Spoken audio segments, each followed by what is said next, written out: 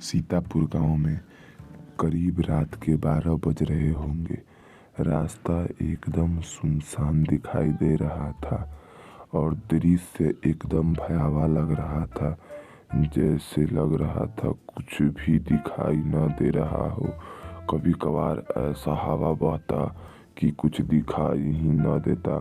तभी रात के अंधेरे में एक महिला पर्स लिए एक घर की तरफ जा रही थी, जो घर एकदम डरावना सा दिखाई दे रहा था। लेकिन जैसे जैसे चांद की हल्की हल्की रोशनी पड़ती है तो दिखाई देता है। एक चुड़ैल थी, चूंकि एक हाथ में पर्स लिए वह एक घर की ओर जा रही थी। चुड़ैल उसी घर में वास करती थी। वह अपने आसपास घूमने आती थी, क्योंकि वह किसी न किसी का शिकार किए बिना नहीं जा सकती थी। चुड़ैल बोलती है, ओह चलो आज गांव में शिकार किया जाए, शिकार किए कितने दिन हो गए। यह बोलकर वह गांव में उपस्थित हो जाती है। तब चुड़ैल कहती है, आज कोई भी गांव वाला बाहर नहीं आया। ऐसा पर्स वाली चुड़ैल मन ही मन में सोच रही होती है। फिर वह हवा में उड़ने लगती है और उड़ते उड़ते उसकी नज़र इधर उधर देखने लगती है। वह चारों ओर देखता है कि कोई शिकार तो नहीं आ रहा है। वह अपने शिकार की तलाश में बड़ी बेताल से बैठी थी। वह बोलती है, आज कोई मिल ही नहीं रहा है, चलो किसी दूसरे गांव में चलते हैं। और वह ऐसा बोलकर दूसरे गांव में जाती है। दूसरे गांव में एक घर के बाहर हवा में डाई मारने लगती है। वह हवा में ऊपर उड़ने लगती है। वह उंगली की ओर इशारा करते हुए कहती है, चलो वहाँ चल कर के देखती हूँ। और चुड़ैल धीरे धीरे वह वहाँ से निकलने लगती है। फिर वह वहीं खड़े होकर मन में कुछ बदबदाने लगती है।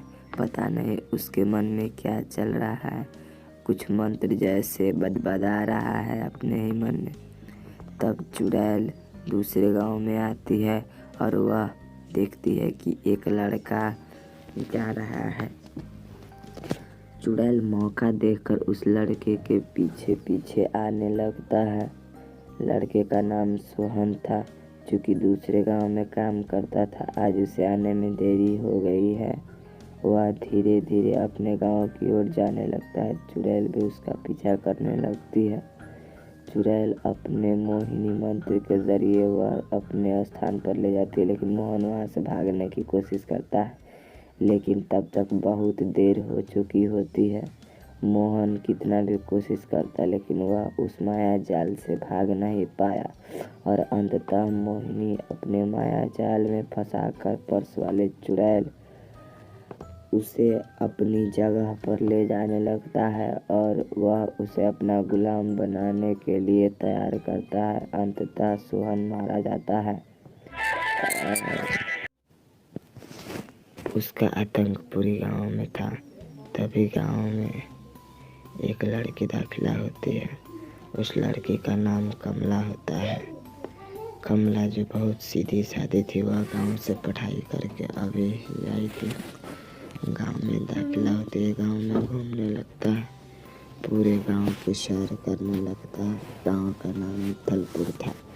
मित्तलपुर में वह पहली बार पढ़ाई करके आई थी, तो पूरे गांव में घूमने लगता है। चांदनी रात भी होता है। उसे आने में लगभग लेट भी हो जाता है। तभी उसके पीछे चुड़ैल पड़ जाती है और वह चाहती थी कि आज उसी का शिकार हो। वह अपने शिकार को लेकर जाना चाहती थी किसी भी तरह से। वह गांव में उसके पीछे पीछे घूमने लगती। तभी बोलती है कमला, तभी बोलती है, मैंने तुम्हारा क्या बिगाड़ा है? तुम मेरा शिकार करना क्यों चाहते हो? मैंने तो जबकि किसी का भी कुछ नहीं बिगाड़ा है।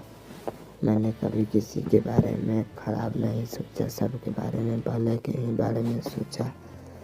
कुछ बातें बताने लगती है चुड़ैल की, जो कि चुड़ैल को अच्छा नहीं लगता है। वह कमला की यह सब बातें सुनकर चुड़ैल को बहुत ही क्रोध आने लगता है।